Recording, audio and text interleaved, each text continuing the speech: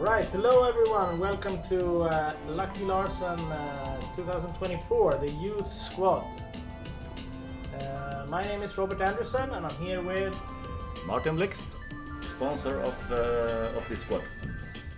Yes, so to introduce ourselves, we are two former national team players from Sweden.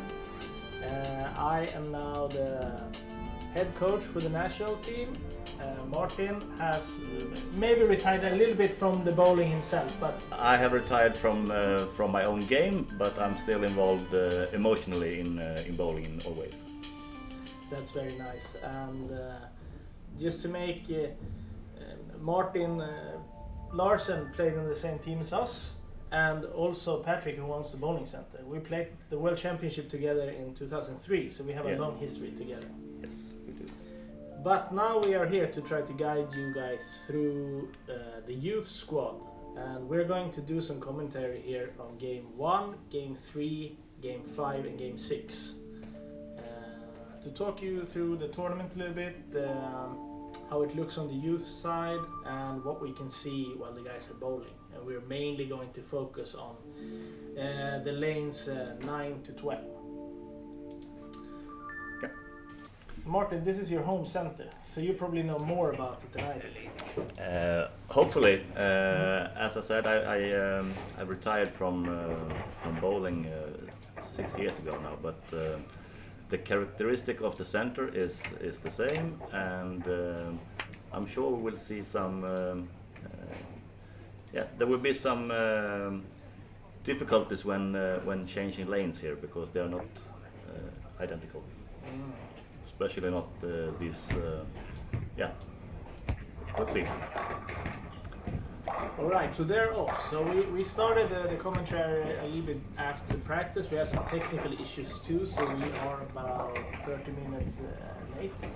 But the pattern is a 42 feet pattern with 33 mils of oil, so a little bit more oil than we used to see.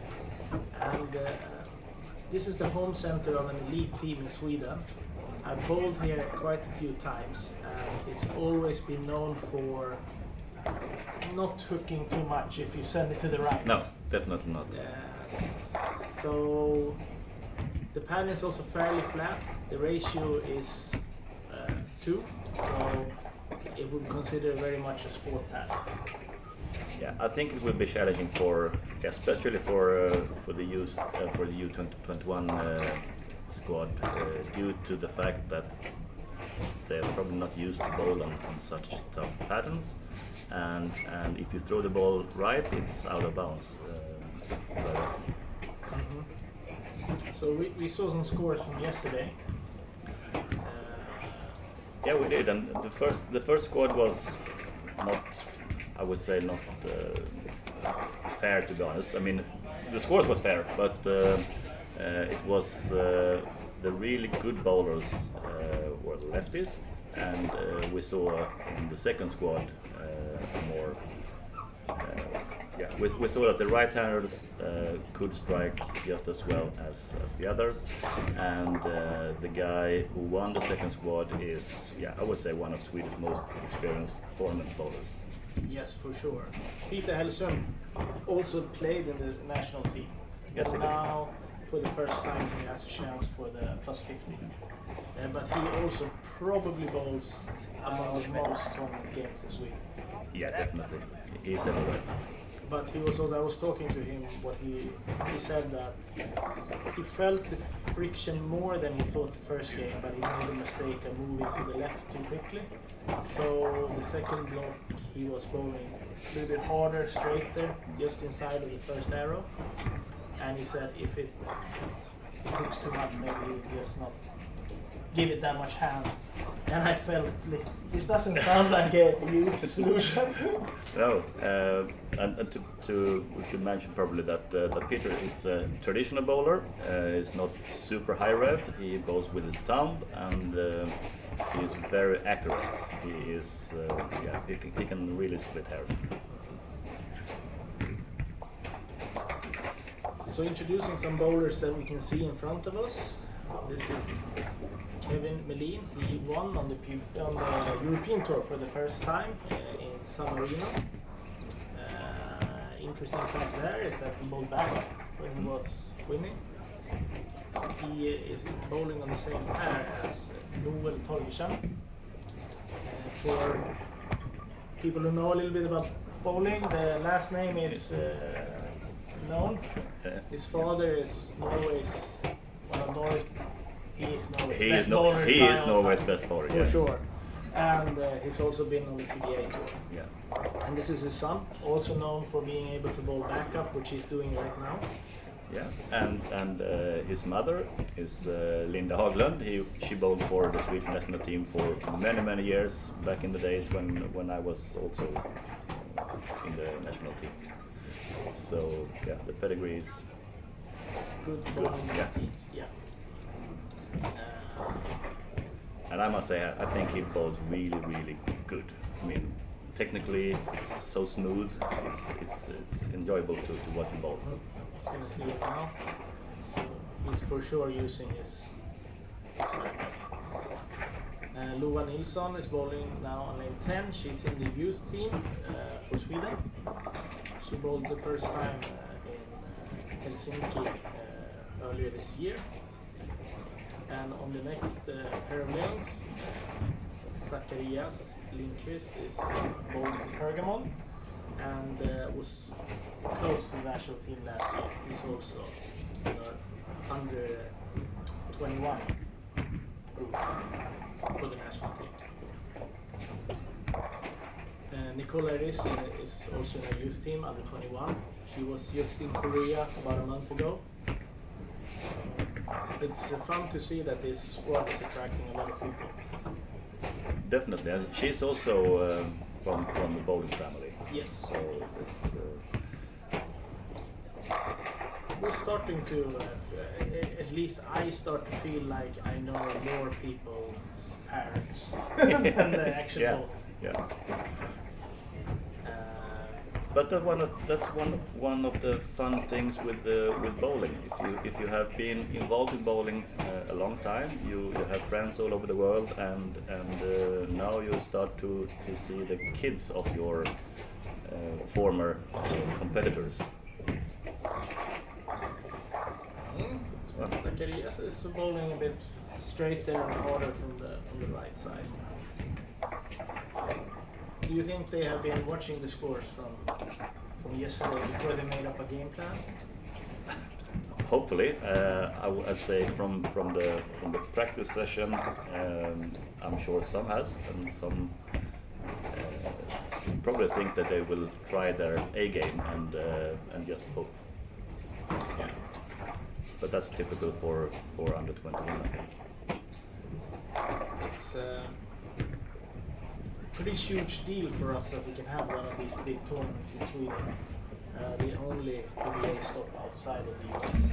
Yeah, of course. It's very cool, and I know how much work is behind to arrange such a tournament. I know Patrick very well, and I know Martin as well, and I know that they have been working night and day since the last tournament, more or less.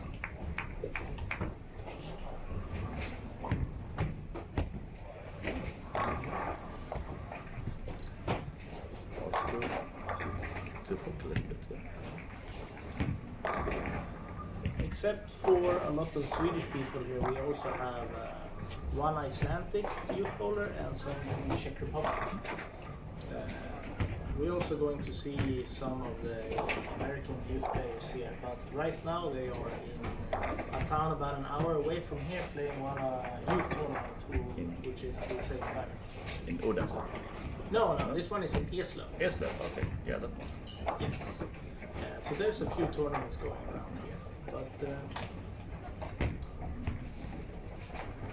so what's your prediction here? Where it's going to be a certain amount of people making the main finals, but we also have something called the early bird. So 4 more spots for the first 4 bowlers who doesn't make the cut. and it's super hard to predict any scores this Yeah. early on, of course. Last year, the cut to make the finals was 13-18 for 6. People were betting that it was going to be a lot higher this year, but I'm not too sure. I think the field is just as good as last year. I think it would be somewhere around the same cut as last year, maybe a little bit higher. But it also has to do with the weather. The forecast now is that it will be sunny and dry, which is good for scoring in this bowling center. So if the weather stays like predicted, I think the score will be higher. If it comes rain or it will be more, if it starts to rain or so, the humidity rises, it will definitely be lower scoring. Yeah, because when I was watching the first 2 squads, it's a little bit hard to see here on the screen than when you see it live. But everyone that had put a little bit more surface on the ball, I could see that the ball was picking up a little bit earlier than I was expecting it to do on that amount of ball. And what I think is going to happen is that if too many right-handers are moving in when they see that early friction, it's going to be hard to get 6 pair of lanes where it's okay. Yeah. You're at least going to get one that's going to be difficult. Totally agree, and that's how this center plays as well. If the mid lane dries up, it's not going to be easy. No. So I think that if you can, and maybe that's my bowling game that's talking now, but if you can stay further to the right, at least in the beginning, I think it will help you in the end. And it will help everybody. If the squad, if the practice session starts, if everybody starts to the right, it will help the scoring. And we talked about it before we started here today about. So this is a youth squad, so obviously it's a little bit less experience than maybe comparing them to Peter Hellström who bowled yesterday. We know for sure that he bowled so many tournaments that the whole practice is probably to make the lane as good as possible for him when he's starting the game. For sure. But when you go and bowl the first PBA event ever, you might want to use the practice to try to hit the pocket and feel okay about it when the scores begins. Yeah, and I understand that the youngsters try their A game because if it works, it's good for them. But I think, as we said, I think that if the entire squad start to practice to the right, it will definitely help the total scores in the squad to rise. Who do we have? So right now, Zacharias had a good start here. And I would say that he's probably also the one on the right side that's trying to stay furthest to the right. Yeah.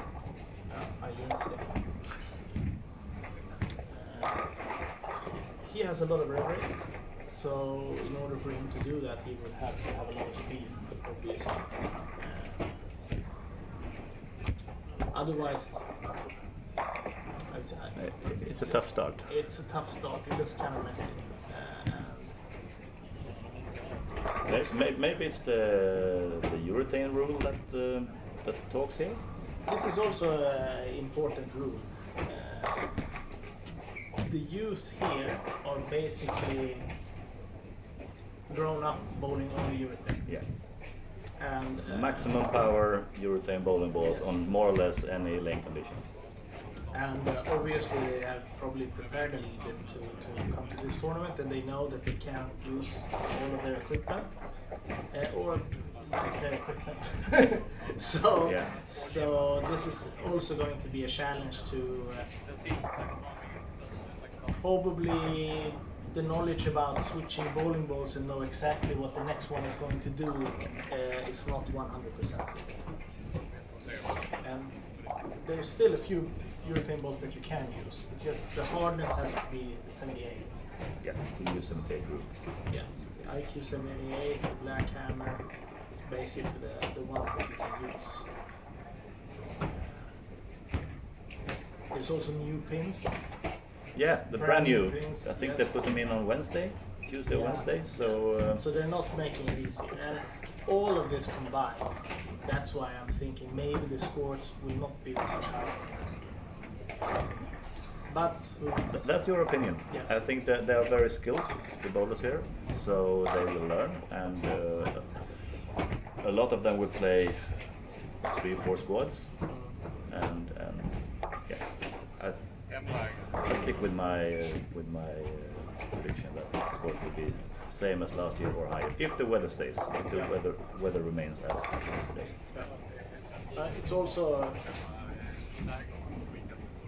It's also interesting about the cut score. Maybe there's me and Martin talked about that a lot when we went to the European tour before. The more experience you get, the less you focus on the cut score. You just have to stay in the process of making good shots. And if you're a good bowler and you bowl good for 6 games, you're going to make it even if the cut is 120 over or 200 over. Exactly. But I think that if you go out with a mindset to think that you need 180 over, you will not get it. And the lanes are not there for 180, then it can go pretty south quickly. So I don't know if maybe some of these guys, because it's still the youth squad, what they have in mind, what they're looking for. Right now it feels like the lane is not super easy. So you should probably try to keep it as simple as possible. I also don't think that Peter started very well this year. I think he started with 2-0 or 2-10 or something like that. And then when the lanes opened up, he took advantage of it. So maybe it's also good. Focus on surviving the first game. Yeah. You can see now, Newells with his backup, his 2 doubles and only spares. It's a solid start. Yep.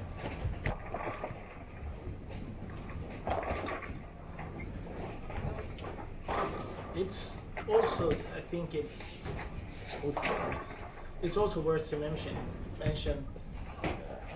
only 2 years ago, the Youth World Championship was in this bowling center.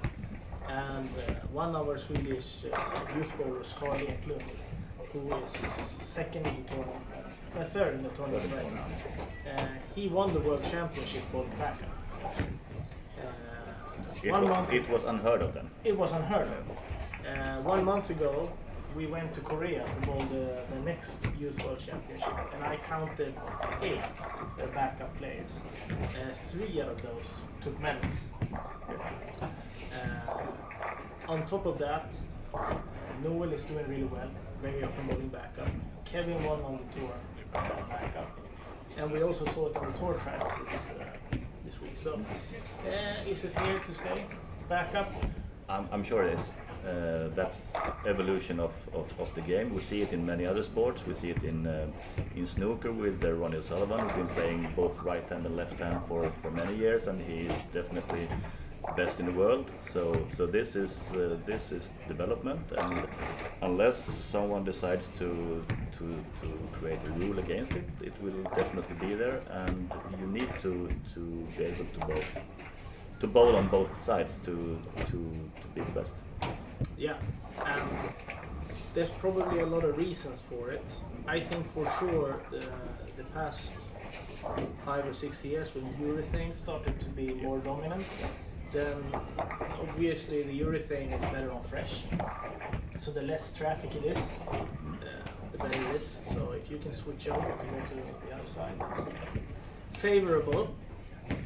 So we only have the last frame left here now. Noel had a chance to get to 230, but that didn't really work out. And we have Kevin a chance to get to 230 also bowling with.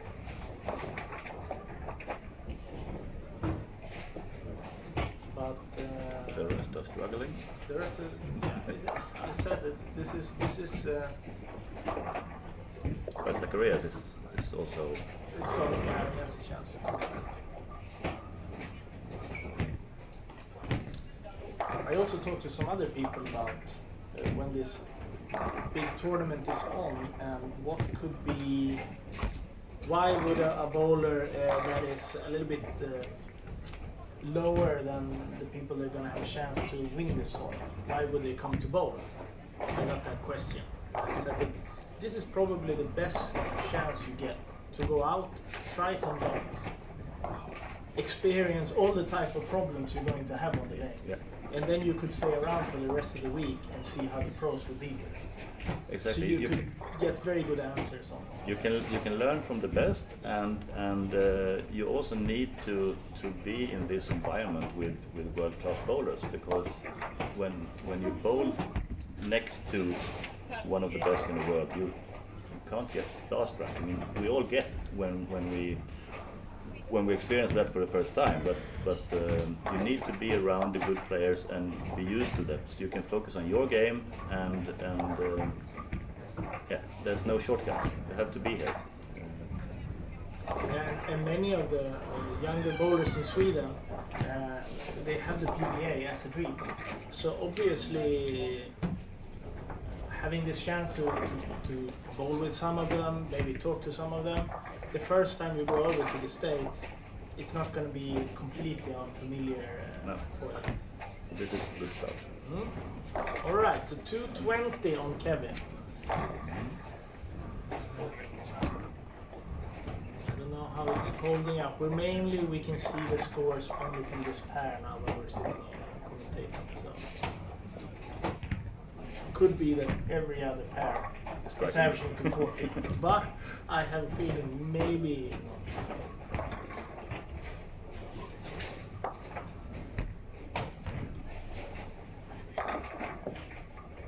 We can also say before the game is over that there are going to be some extra prizes that you sponsor the squad with.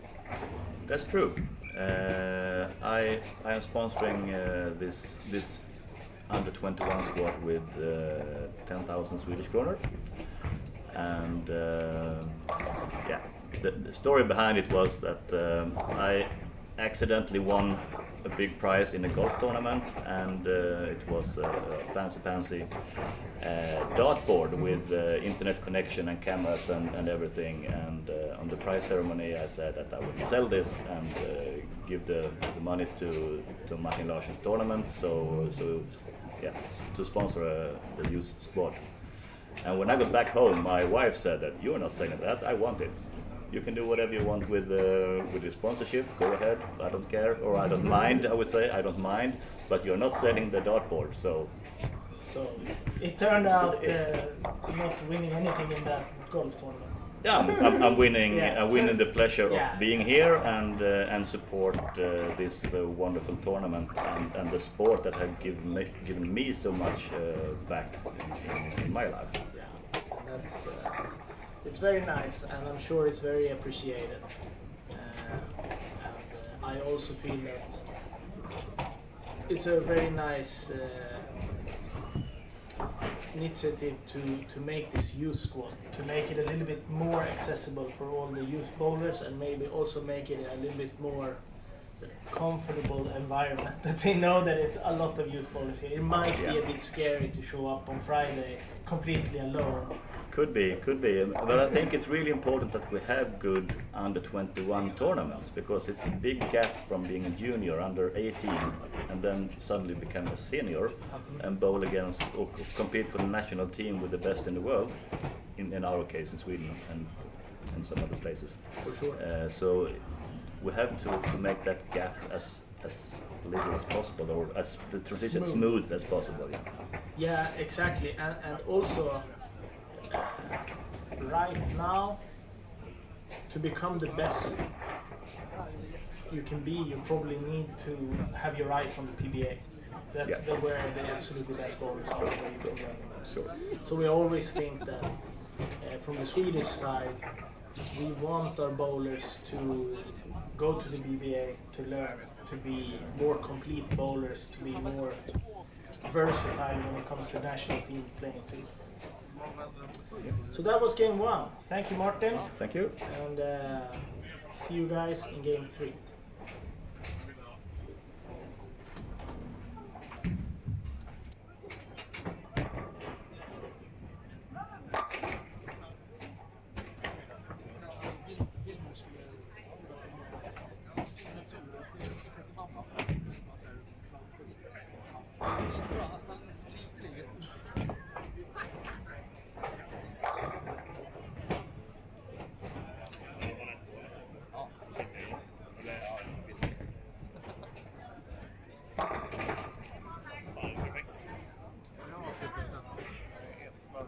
Nej, två var faktiskt bra. Jag ska bli det. Ja, nu var man bredvid mig alltså.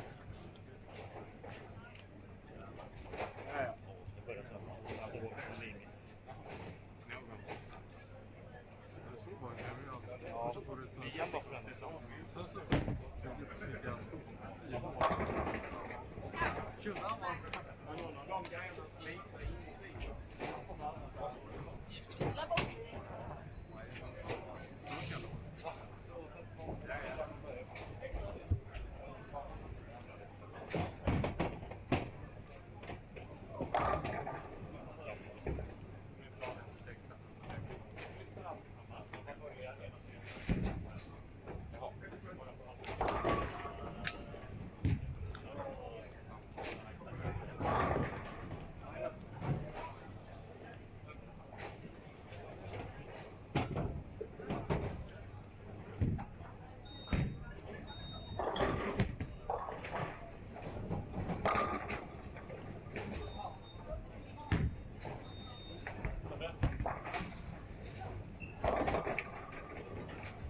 Antagning av koll på det på 5-6. Jag säger inte mycket om det.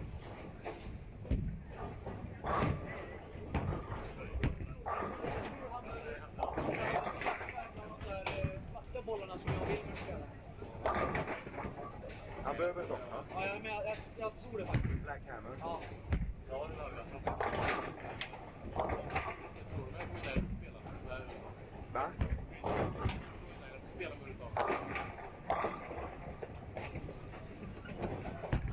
Du har någon annan? Nej. Och så starkare grejer. Ja, Har du haft detta med?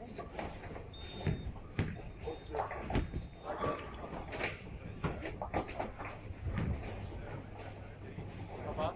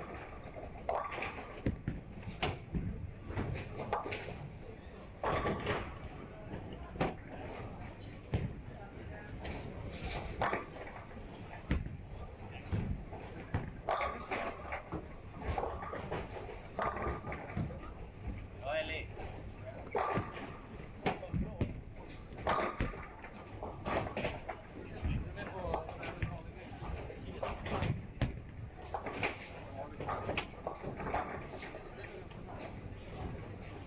tror det var halva typ så här. Så har jag college och sånt också. Men hur proffset tänker spela på skolan. Strike! Ja, för det skulle spela.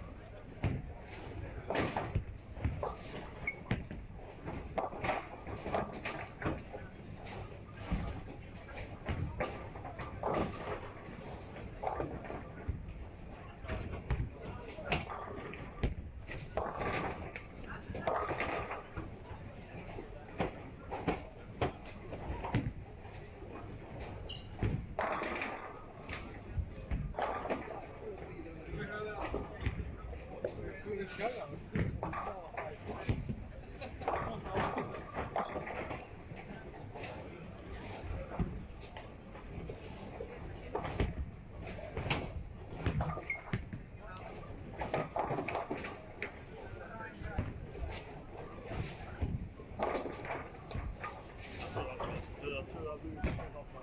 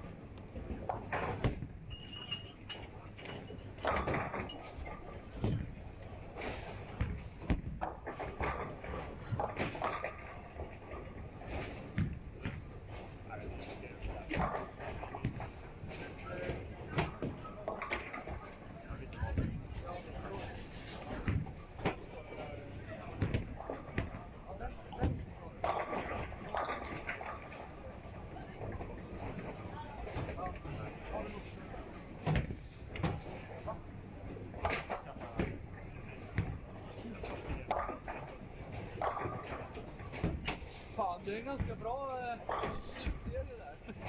Det är i första halvan. Ja, men det är ju Swedish Youth förra året, det är halva serien. Ja, här är jag uppe på serien. Istället.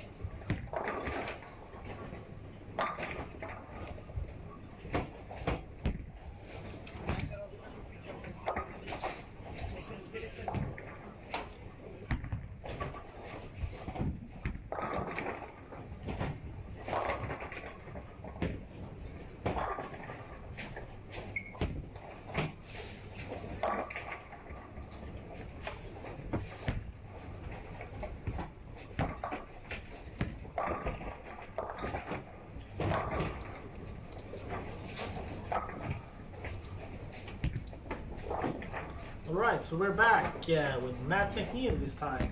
Welcome to Sweden. Hey, thank you very much. It's a pleasure to be here. So, we're doing some commentary on the youth squad of the Lucky Larsen 2024. We talked a little bit before we came in here. We can see the scoring pace is not super high. Do you have any insight in why you think that's happening? definitely probably some lane play factors there. You know, this pattern is designed to play more outside, and if you try to go more into the middle part of the lane and open up your angles, you're going to open up a lot of problems, as the bowlers are finding out. You know, one of the tough things about being a youth is you're inexperienced, and so this is you know, first squad for the youth here. So normally things that they do historically so far in their young careers is, you know, generally they, you know, for the right-handed two-handers, they move more left, they open up their angles, you know, they try to make it hook more, and on this pattern that actually just really compounds a lot of your problems. And so they're kind of figuring, we'll see how long it takes them to figure out, and then we'll see maybe if we get a few that go back to the right where the pattern and the lanes are telling you you should be playing. Could we also add in their short careers that it might be also the first time that they are playing with the PBA rules when it comes to taking away some of their more normal equipment? Yeah. So that's obviously going to cause some new problems, maybe, that it's the first time they run into.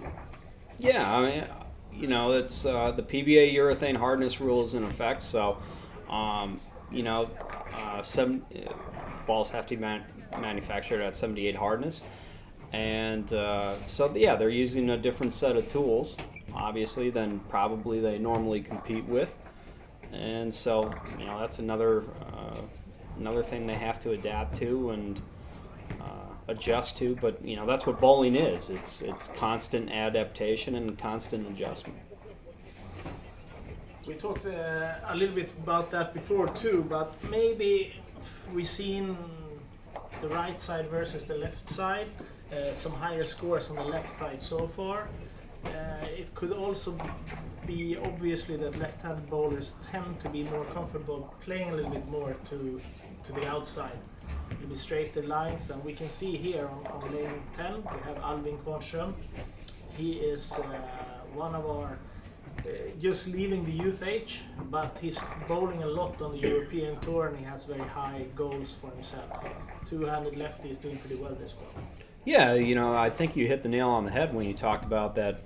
I'm a left-hander, and I can tell you, you know, first arrow, second arrow, and outside of 10, you feel very, very comfortable, because often in our lives, our bowling careers, we're relegated to playing that part of the lane. So, you know, using straighter angles, playing outside, being a little more up the back of the ball, you know, really controlling your angles. That's what we're very good at doing, because we have to do it all the time. Generally speaking, that's where they put us in play. So, you know, I think if you look at the pattern, the right side, I know the gentleman had some success when he moved to urethane and played, you know, further out. He bowled a lot better last night on the right-hand side. So I think there's a really good shot out there on the right-hand side. It's just the bowlers haven't found it yet. And the left-handers are finding it more naturally, because that's just a natural part of the lane we like to play, because we're really good at playing there, because generally we have to play there. So what do you think we're going to see when some of the PBA guys show up? Do you think they're going to find it quicker? Yeah, that's why they're the best in the world. They don't spend a whole lot of their day playing the lanes the wrong way. How you get to be a very top-level bowler is you identify very quickly what the lanes are asking from you, and you give it to them. Having ego in the sport of bowling is not a good combination, because if you try to overpower the lanes or outmatch the lanes, you're not going to win. The lanes are going to win eventually at the end of the day. And so you've got to be very humble and say, what are the lanes asking from me? What do I have to give the lanes in order to be successful? And the guys on tour are very, very good at doing that, and they do it very quickly. So you've been involved a lot with the tour, both as a ball rep for Storm Yep. and working with Storm products. Would you say it's common? I mean, I've been to the tour quite a lot, watching the Swedish bowlers too. It happens a bit, but in general, I don't see too much bowling outside on the right side on the tour. Unless it's shorter patterns, but they still tend to hook in on shorter patterns. Yeah, I mean, when you have a, when you're talking with a two-handed player whose rev rate is 500 plus, okay, it's going to be a pretty rare occurrence when he's going to be able to play up 4, Yeah. right? Because he can't keep the ball online, or he or she can't keep the ball online, just because their rev rate's so strong. The tour guys are able to play in the same vicinity, maybe not right up 4, but they can take some hand out of the ball, they can roll it more, they can do things with their physical game to be able to match up and be in the right zone, okay? I mean, there's a difference between just saying, well, you got to play up 4 versus being in the right zone and creating the right ball reaction. And I think that's what they're very, very good at doing, is they have a lot of physical skill along with the power. And that's, I was actually, before we got in the booth, I was looking at the tour earnings for 2024. And there's a lot of two-handed players on tour, okay? But there was only 6 two-handed players that made over $100,000, okay? So if you look at all the two-handed bowlers in the world, and you had 6 make over $100,000, which that's what I would constitute as a good year, because after you pay, you're going to pay 30-35% tax. You have all your expenses, your entry fees, your travel, your lodging, your rental car, your food, everything, your ball drilling. Everything is getting expensive in the States. Yes, it's getting expensive in the world. I had a pint here last night at the Bishop's Arms. It was 79 Swedish crowns. So, everything's getting expensive. So unless you're making over $100,000 a year on tour, you're really not making much. So, and you look at some of those guys that I'm going to talk about, you're talking about Jason Belmonte, Anthony Simonson, Kyle Troop, were the top, Jesper Svensson, okay? Those guys have skills, okay? It's not just that they're a two-handed player and they got a 500 plus rev rate and they can throw it 19 miles an hour. Yes, they can do that. But they have touch, and they have skill, and they have versatility. They have a strong mental game. They are very good spare shooters, okay? They have the complete package, and that's why they're successful. I see a lot of two-handed players that go out on tour and struggle because they have one way of throwing the ball, and that's it. So that's why it's really important for the youth to be able to develop not only their power game, yes, that's great, but build around that and really set themselves up for success, so that they can take their bowling to whatever level they want to.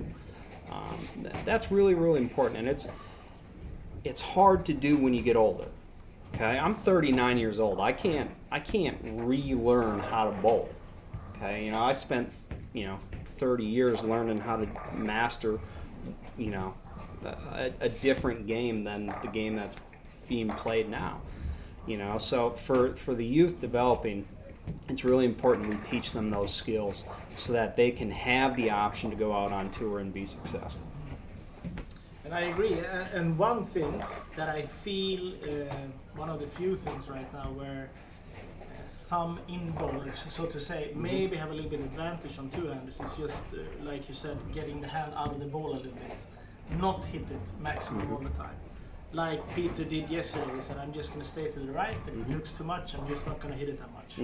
That's pretty difficult as a two-hander. We've been working a little bit on it, and some can do it a bit, but it's most of the time they tend to try to hit it quite a lot. Yeah, it's a tough skill to learn. It takes a lot of time and a lot of practice, and there's no shortcuts to greatness. I think going to two-handed style definitely puts you on the fast track to being able to compete at a high level in the sport today. 100%, okay? It took me decades to be able to get good enough to compete on tour.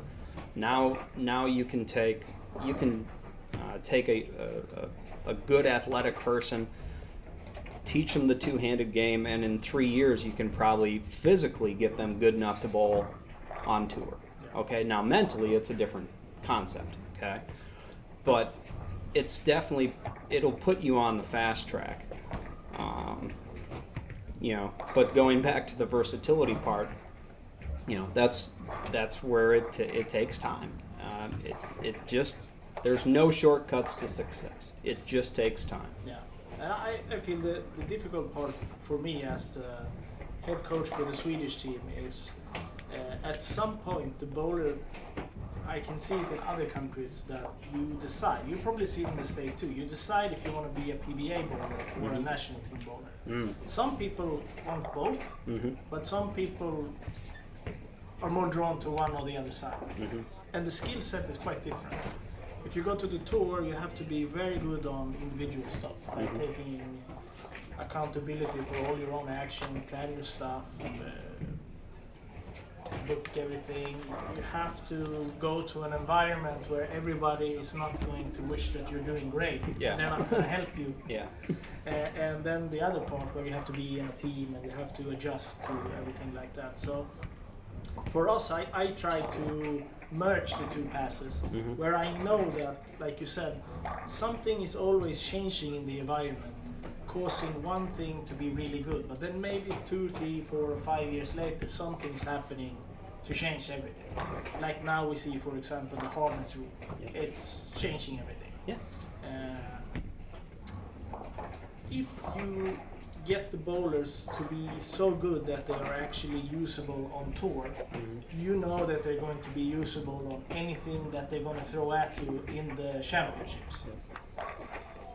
Right now, the harness rules are not in the championships, so it's still pretty dominated by urethane. Yep. But we want to make our bowlers as versatile as possible, so when it actually changes, we don't have to start from zero. Absolutely. That's the way to look at it, and I think the goal is to create versatility, to set your athletes up for success. I don't feel you're doing your athletes any justice by not setting them up for full potential and full growth.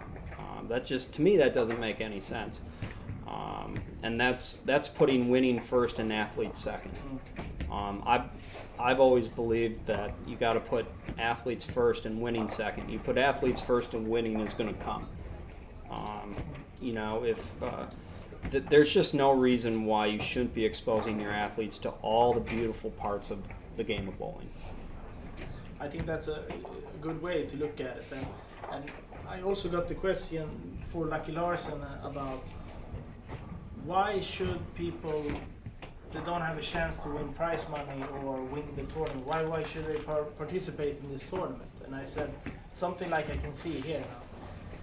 If you participate and you bowl on these lanes and you experience all the problems that you're having on them and think about what you're trying to do, and then you watch the pros when they get here, then you pretty much can just take out, oh, I should have done this, Right. and I should have done this, and I should have done this. Yeah. Good. And then when you go home to practice on that, you can be very certain that you're practicing on something useful. Well, you got to compete to get better. You got to bowl around better people to get better. You don't get any better by not challenging yourself and not pushing yourself. It's just like in a workout. If I go to the workout and I only do 10 reps every single time, am I ever going to get stronger? No. The only way to get stronger, if I'm doing bicep curls, is I do 10 one day, and maybe a few days later, as I build up my strength, I'll do 15, and then I do 20, and then I do 25. The same thing is applicable in sports. If you're not pushing yourself, you're not continuing to develop and grow, and you're not going to get any better. So you have to bowl against better bowlers in a competitive setting to get better. And there's humility in that. And okay, it's a tough pill to swallow. You go to a tournament and you put your money up and you have a bad performance. But that's part of being an athlete. I'll tell you what, plenty of times in my career, my name was towards the bottom when I was starting out. But I'll tell you what, as I grew and developed and became a good competitive bowler, one of the better amateur bowlers in the world, my name wasn't at the bottom. It was at the top very consistently.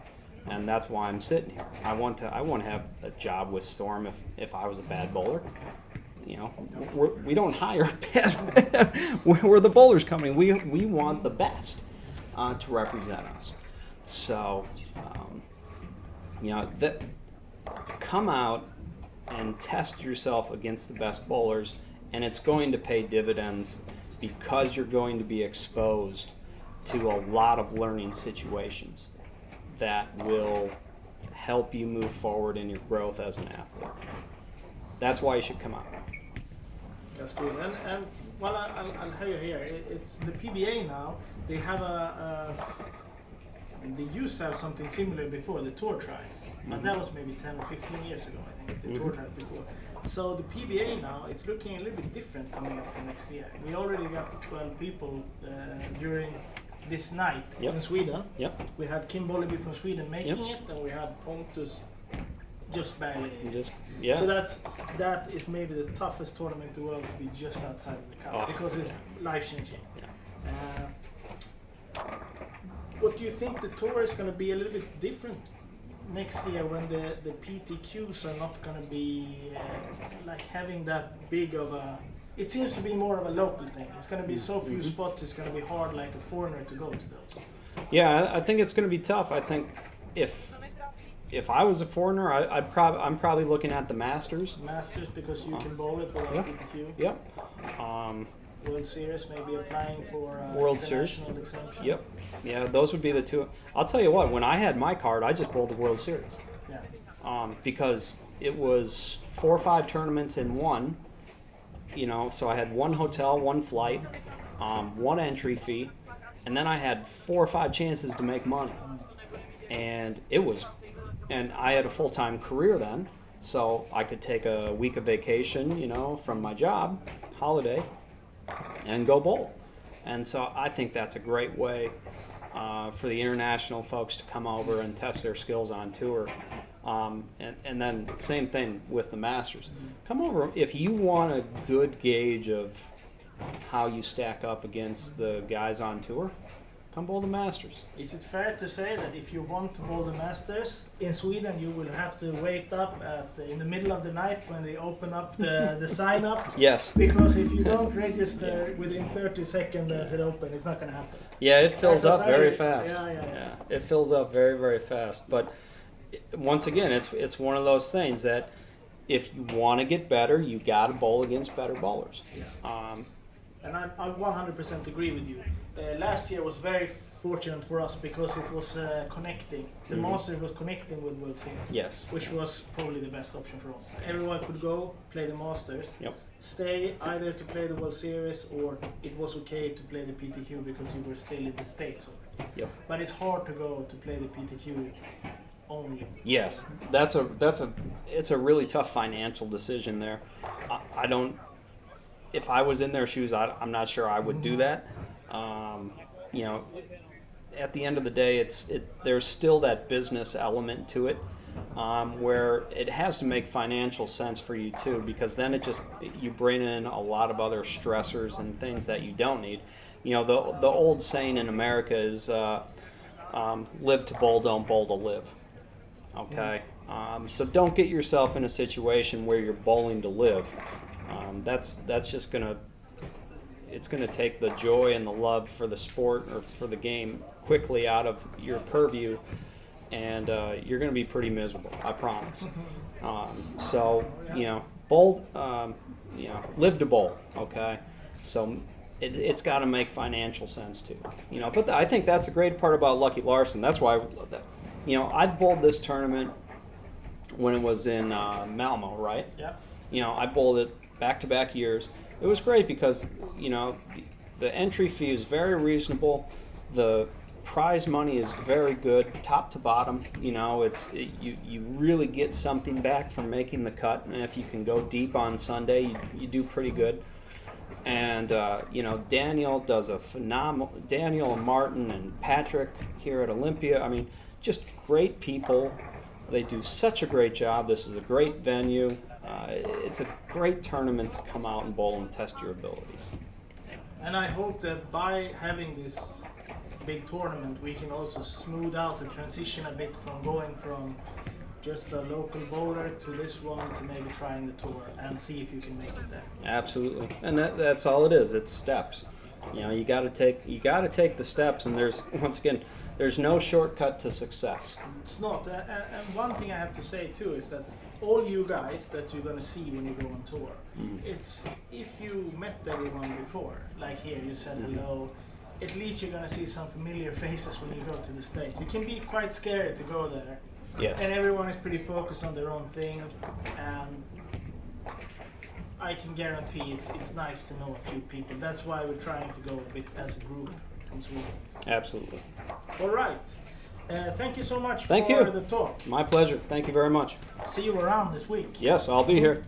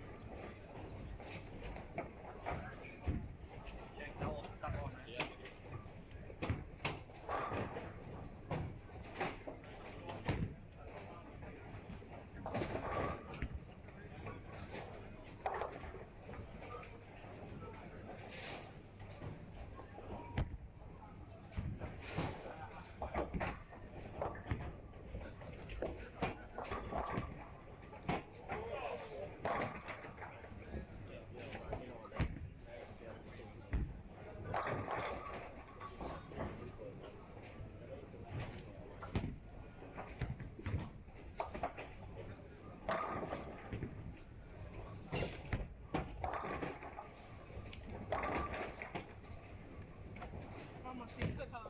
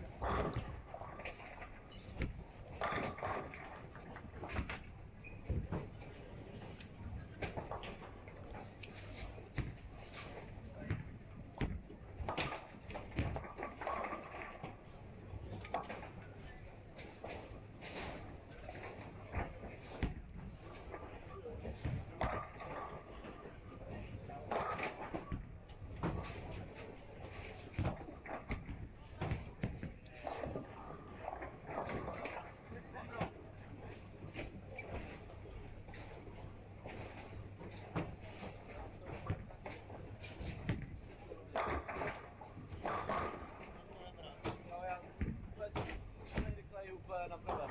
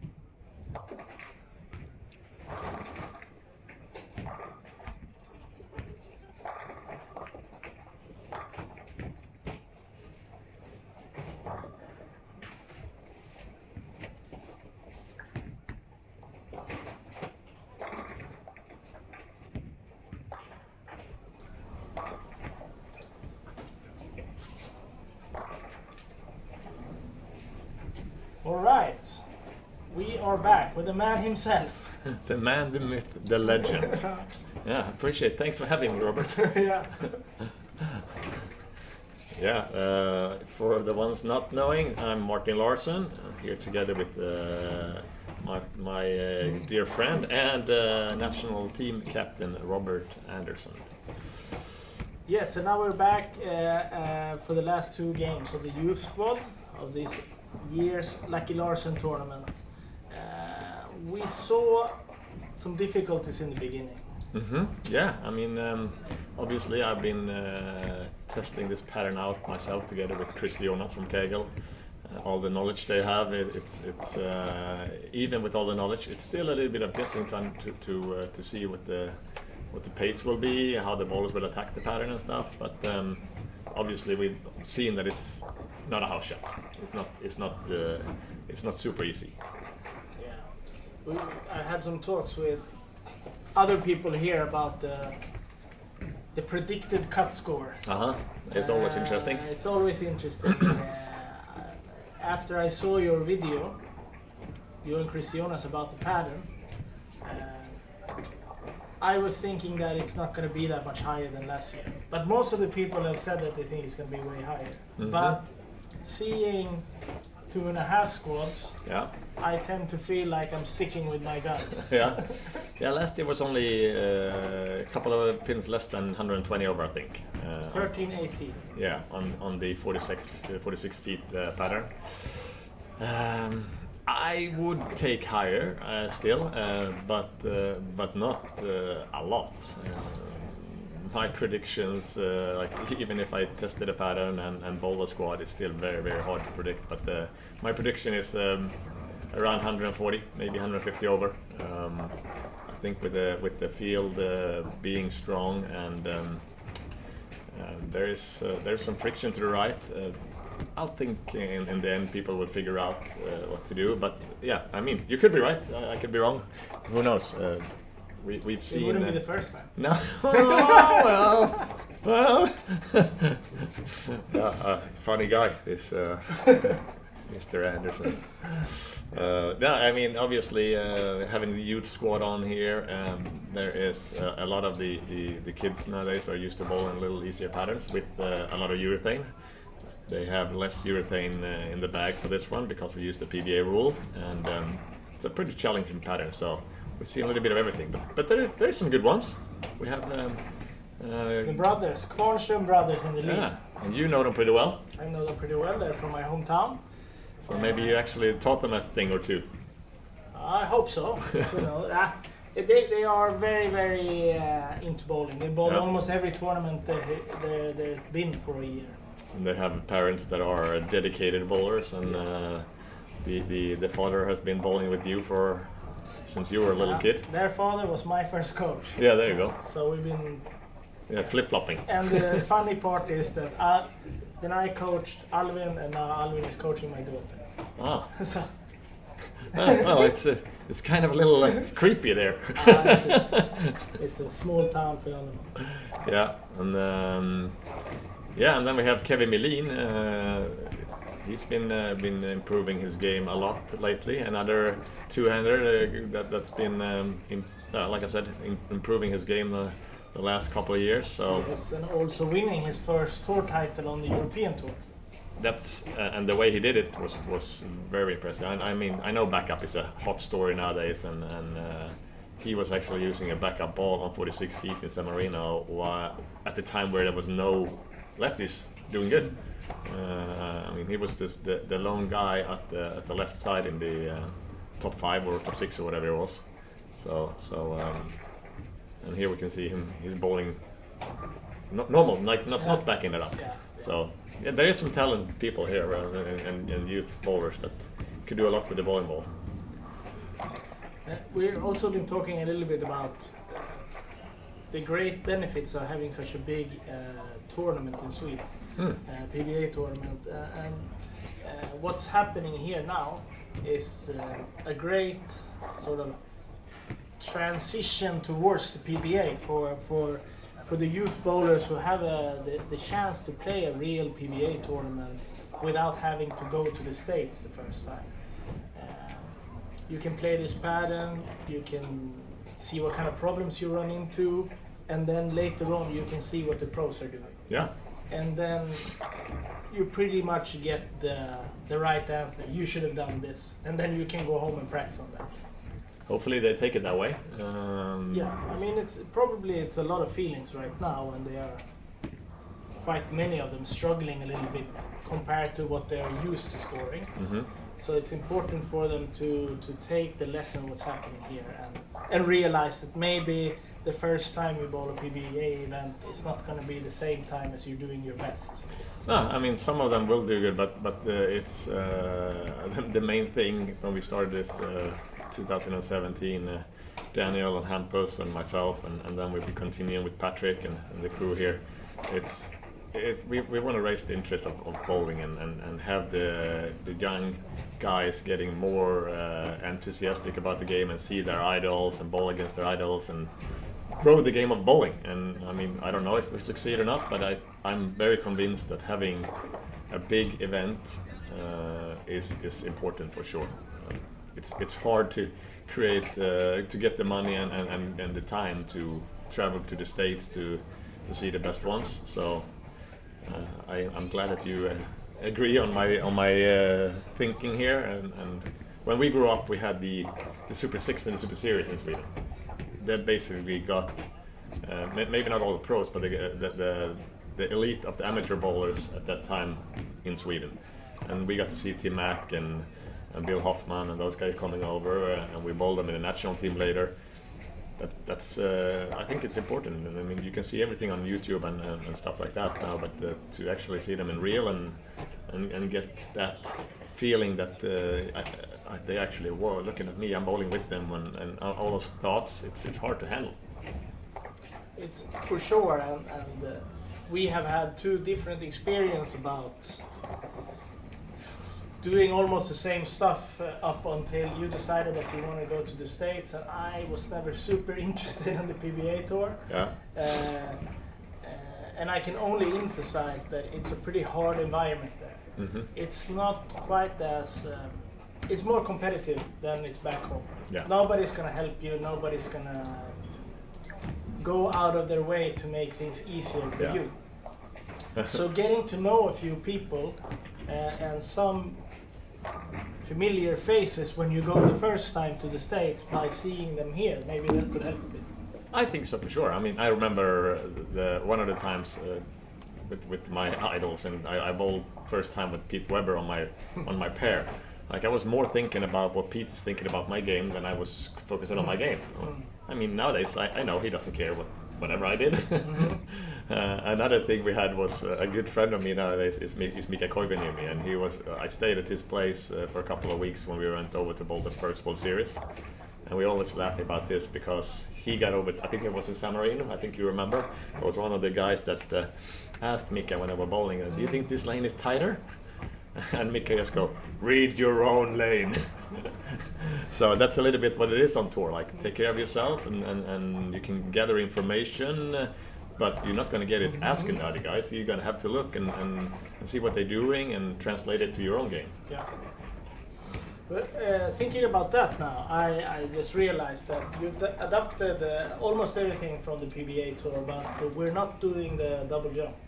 No, well, I guess some guys are and some not. And we talked about it, but it's just, I think it would be too much information. Yeah, for a lot of people to do that. I do have another thing. I don't know if you guys really talked about it, but last year I tried to do a little different thing when it comes to the skipping procedure and the lane movement. So we're actually using a system here now where you bowl the first game and the sixth game on the same pair. And I got up with that idea a bunch of years ago, but I tried it the first time last year and nobody had anything really bad to say about it, so I thought it was pretty good. And the thinking behind it is, when you start bowling and practicing on your pair, the 10 minutes and your first game, you should be aware that you're going to get back to this pair. So whatever you want it to be when you get back there, you're going to try to help develop that pair in a good way, and not the other way around, because some players really like to more or less trash it Yes, because they're not going to get back there. Yeah. I heard rumors that a lot of weird stuff was happening on tour. That you would play the two lanes differently or something to create problem for the people who go there after you. Yeah, there is everything going on. I'm not necessarily saying that everybody's doing it, but there is a lot of things going on. So, well, at least try to do something about it, and we constantly try to come up with new things. Like this lucky game this year, when we can win a super nice watch. Basically being lucky to strike in the right spots, not needing to shoot 300, but 12 strikes in the right places of the block. So that's another new thing that we're trying, and we have Patrick Bucket who comes up with a lot of ideas. Yeah. And we take one every now and then. Yeah. We said no 99 times and yes for the one time. Yeah, there's also this thing about the name. It's a very interesting name. Oh, yeah. How did you figure this name out? I'm very surprised if you haven't already covered this subject. No, No, actually not. Okay. I was saving it. That's good. So I'll let everybody know.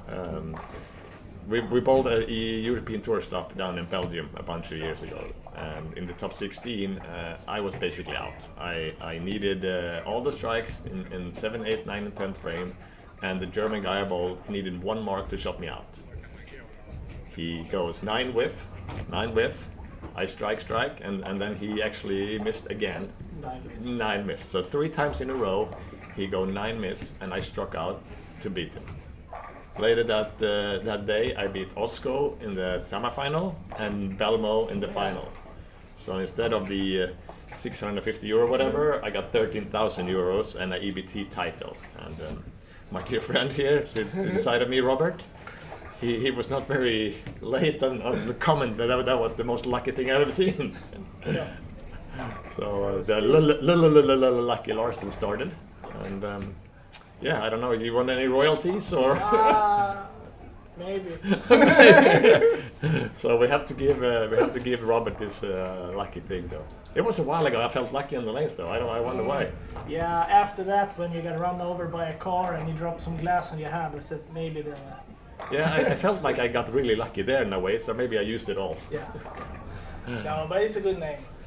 Okay, so let's see what's happening here now. Noel is doing well. He's at 230, so he's going to be also to inform everyone that there's also 2 extra spots for the youth players. Yeah. So even if they don't qualify in the main field, the first 2 youth players will make it anyway. Exactly. And on top of that, it's so early on in the tournament, there's also early bird spots. Yep.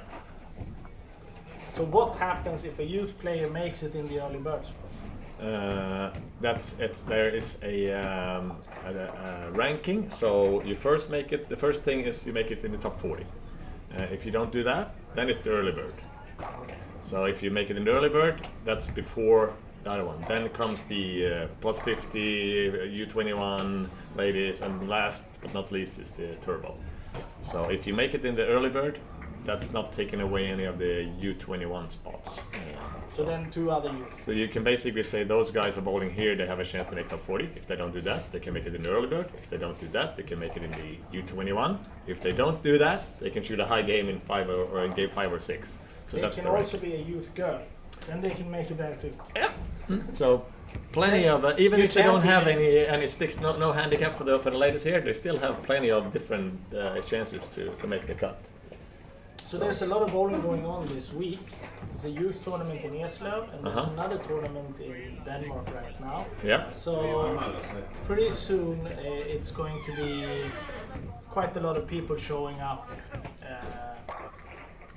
for the last weekend, so Yep. to say. There's a lot of things happening in the middle of the week too. Yeah. Some golf tournaments and some. The early bird is actually the first 10 spots, right? Yep, 10 spots. So the last early bird squad is Monday afternoon.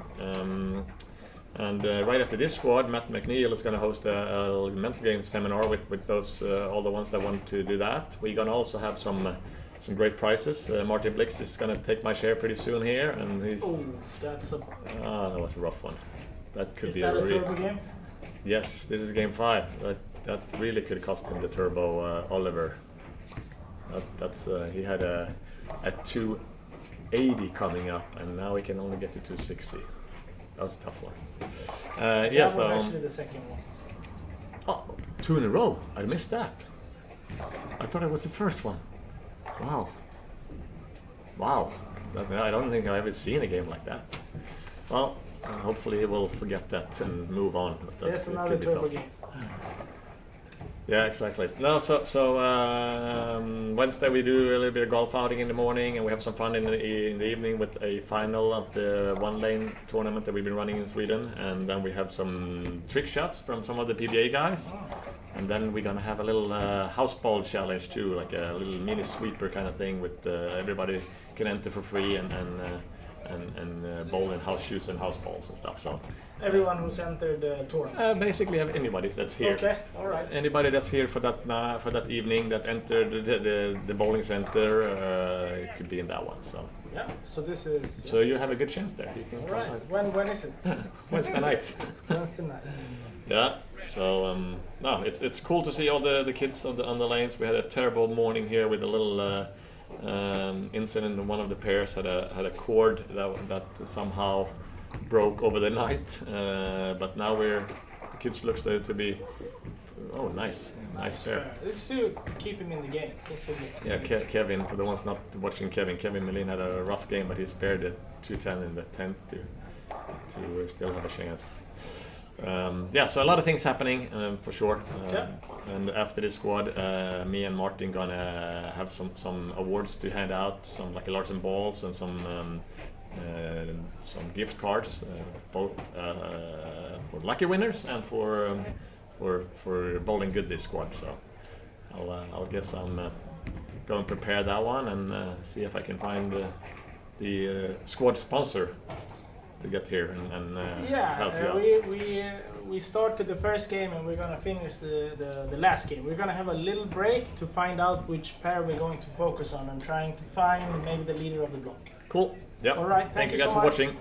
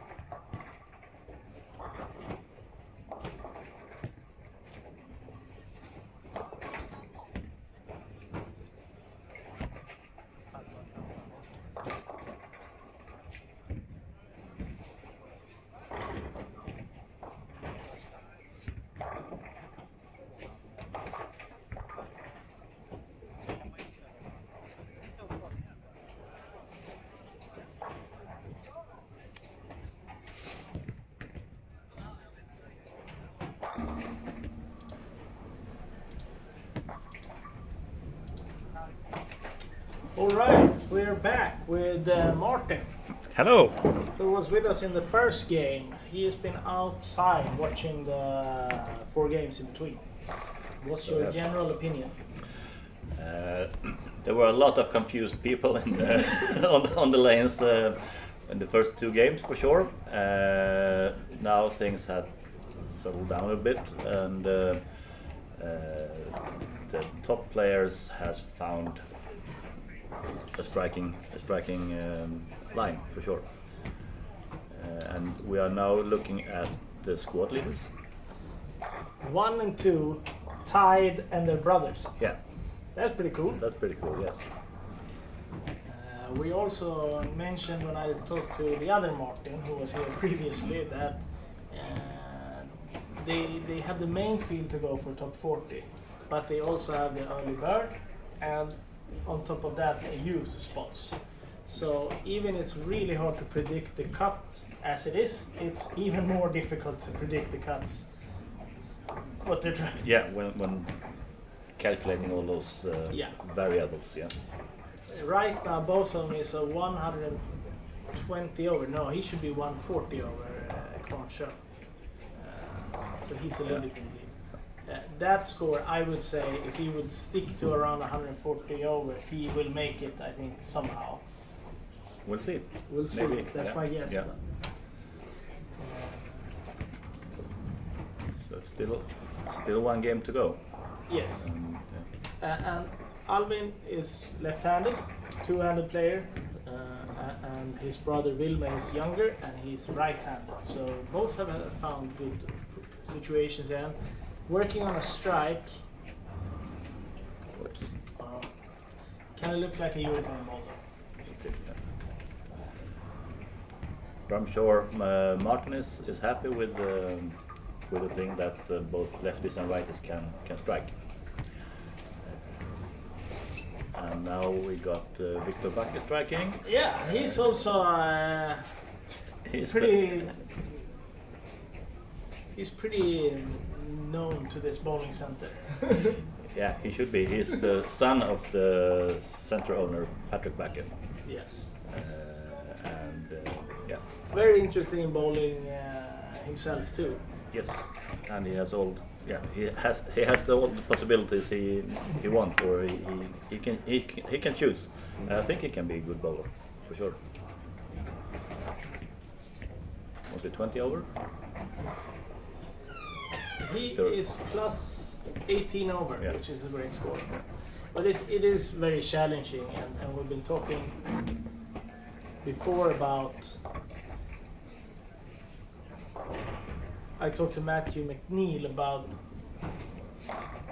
if you look at the pattern of what you're supposed to do, maybe some people, or maybe even the majority of the people in this block, did not do that. No. And I asked him if he thought that the pros maybe would figure it out faster. And, he thought so. Yeah, so do I. And for sure, when the pros get here, they will make the lanes easier, and they are better bowlers, so the scores will be high. Yes, and probably they will also direct people, so to say. If you before had some different options and you see what the pros are doing, you might just pick that one. Yeah. So Yeah, I would do that. But it will be interesting to see what kind of bowler will do very good at the end. I think we talked about it too. I think the left looks pretty good, but on the other hand, left-handed players are quite more used to playing a bit more to the outside. They do. And maybe change their ball speed or the hand to try to play close to their favorite line. While right-handed bowlers maybe are more prone to just move away from somewhere where it doesn't. We saw that yesterday in the very first squad, that people tried to move left very soon, and it didn't work out well at all. No. So people, hopefully they learn from they're watching the streams, and they learn from that. It will also be very interesting to listen to the seminarium after this squad, because I think there are many these guys need to discuss maybe lane choices and or But lines and so on. it's also without. I don't want to sound negative, but the previous 5 years, at least 3 years, it's been a little bit lost time when it comes to a lot of knowledge about bowling. Sure. It's been a lot about a certain bowling ball around 13 at the arrows, and you go from there. I think that this pattern, I don't think the two-handers are going to be as dominated as they used to be, because I think it's pretty good to be able to reduce your rev rate and stay to the right, which is one of the things that is a bit difficult to do as a two-hander, to reduce the rev rate. Yeah. But we will see. It's still early in the tournament. Oh, Wilmer is doing really well. Yeah, the scoring was trailing. So a little bit more plus for Albin, so he's close to 150 over, or he's actually at 150 over right now. His brother is 123 on open, so now it's gonna be pretty tight. And I'm sure they know it. yeah, fun story is that we're there, have the same home center as where I live. Okay, yeah. So we practice quite a lot together, and I sometimes stay in the bowling center, and one of the practices ends up with them bowling each other, and usually ends up with them leaving the bowling center in 2 different times, not talking to each other. So I'm sure they want to beat each other. Yeah. But it's fun. We also talked about, I mean, when we were younger, we played first something called the Junior Masters, or I did. Yeah, you did. Then we moved on to fairly big Swedish tournaments. Then it became the Super 6, the Super Series. We had a European tour with maybe 20 stops when it was at the most. Yeah. And then you maybe moved on to the biggest tournament, and then you went to the States. So the steps were it was easy to find something in your own category. Now it's a little bit tricky. Now it's like small handicap tournaments, Bowl Master, Lucky Larsen. There's a few more, but it goes pretty quickly up in difficulty level. Yeah, that's challenging for the sport here in Europe, I would say, that there's no tournaments, or very few. Yeah. So obviously it's going to be tricky for some people to go to a tournament where you're not quite there yet, but the experience you can get from this will for sure fast forward your learning maybe in all the other tournaments you want to go. Definitely, and it's a good opportunity, or it's a great opportunity to come and bowl Lucky Larsen. Yes. And we also talked about one thing that I can see watching a lot of bowling. Almost every tournament there is, I'm watching them. And one thing that really divides really good bowlers, that's how they evaluate their squad. It's easy to play here and then say, I did horrible, and then you go home. But if you really saw what happened here? Did the ball hook too early? Was it my swing? Did I grab the ball? When you start to think about what's actually happened, and then you can compare what the pros are doing. I think that the kids that can do that, they are the ones that are going to benefit mostly from this. Sure. We said when we watched from behind that this is probably the most difficult squad to score high in, because of the variation of bowlers, of bowling styles. Yeah.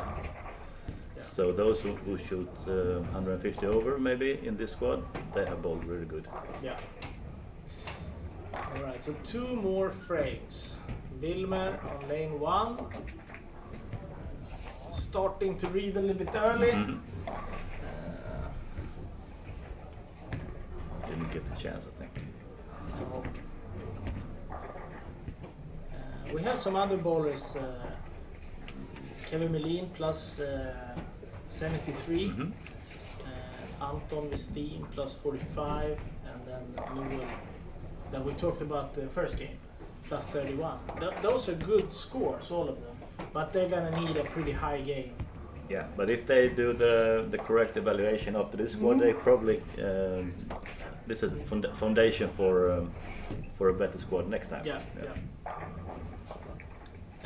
There's also turbo now, so you can also qualify by having highest 5th game or 6th game of all the bowlers not making it.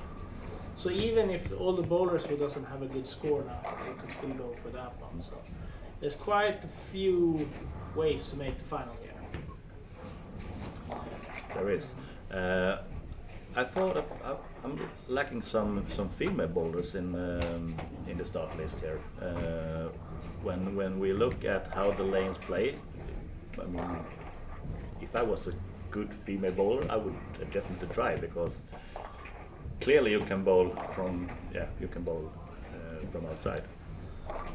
Especially a squad like this, when a lot of the guys move in too quickly, they're going to leave the outside pretty undisturbed for you. So I would also say that I know that 2 bowlers from the Swedish national team, Nora and Anna, who is bowling a lot of tournaments, they're in Odense right now. Okay. To play but they are also located here in Helsingborg, so they can bowl Monday and Tuesday here. So they decided to go and bowl the small European tour. They want to play as much as possible. Yeah. That's also why we don't see Carl Eklund in this one. He went here the day before to try to qualify to be able to go to. He bowled 2 squad yesterday, I think. Yeah. And moved on to go to Denmark. Oof. All right, that was pretty unfortunate. If he would have struck there, he would be going for 1350, but he can still get to 1338. I would still think that's a good score. If I would have to bet on it, I think it's gonna make it in the top 40, but with all those bonus chances, he will get one of them. She should get one of them, yeah. And it's also quite difficult, this cut for early bird. With 10 squads, I think the score should be so compact that it's fairly similar. But if it's just a few ones, it could be that you can qualify with a pretty low score if you're lucky enough that everyone who beats you beats you makes with a the lot. cut. Yeah. So I remember being in that position where you go hoping somebody's going to do bad until you're really hoping he's going to do good. All right. Okay. So 99 over still possible for Wilmer. That's a score that is a little bit more doubtful if it's going to work. We don't know what Kevin is doing the last game either, but let's see. Still, of course, if Wilmer gets to 99 over, he might be a little bit disappointed, but on the other hand, he should be pretty proud of bowling 100 over on these lane conditions. That's very definitely, it's really good. Yeah. But I don't want to say that to him I directly after the squad. I will wait a little bit with that. He's probably going to bowl again today. They bowl a lot. Tomorrow it's the finals in the youth tournament in Eslöv that they're going to bowl, and then he's coming back for the next weekend. School has started here, so we might not see too many youth bowlers Monday, Tuesday, but I'm sure there are some evening squads, isn't there? There's some evening squads maybe for the local ones, but everyone who is located a little bit further away from here probably needs to go home to school for the weekdays, and maybe they come back on Friday. So 1338. 1338. 1295. Now we talked a bit about the cut score with Martin, and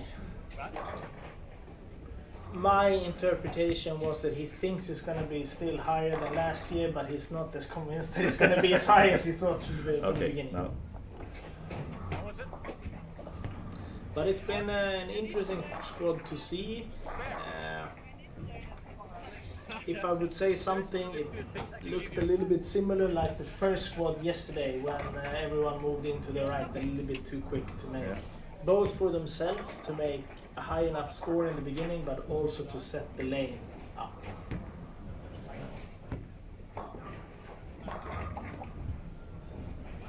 Felix Muller can get to 32 over here on lane 2, which is probably not going to make it, but it's still a good score. And many of these youth bowlers, they are going for different kind of positions in the Swedish.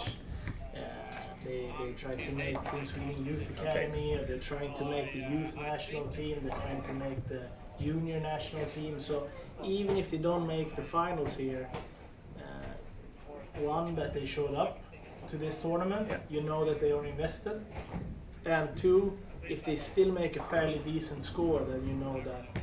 So this tournament is the most important for them, or one of them, or for some, for sure. Yeah, I would say that we have also youth tournaments here. Like the one in Eslöv is a European youth tournament, and we have our own 4 youth tournaments. Yeah. Those are important at one point, but when you start to maybe the junior team, it's under 18. If you're going for the youth team, you should show up here for sure to be able to. So it's a little bit different rules, but for sure for the.